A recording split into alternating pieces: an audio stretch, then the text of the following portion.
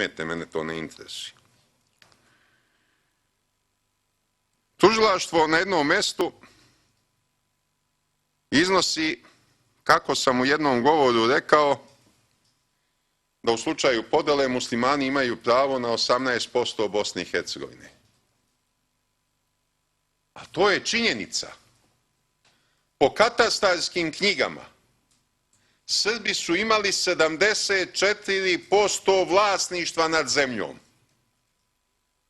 Zato što je u vreme turske okupacije srpski pravoslavni narod živeo na selima, a muslimani su bili koncentrisani u gradove.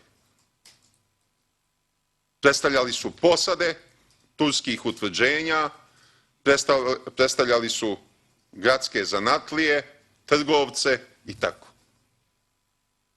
I nemaju vlasništva nad zemljom. Kad su ukinuti kmetovski odnosi, ostali su bez toga. Kraljevina Jugoslavija je čak muslimanskim begovima nadoknađivala vrednost zemlje koju su izgubili ukidanjem kmetstva. Valjda znate šta je kmetstvo.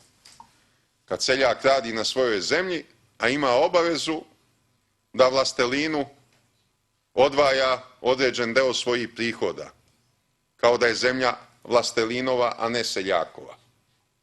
Kao da zemlja nije onoga koje obrađuje, nego onoga koji ima vlast i uticaj.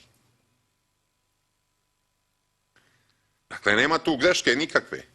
Muslimani su zaista imali 18% pod katastarskim knjigama. 74% su imali Srbi,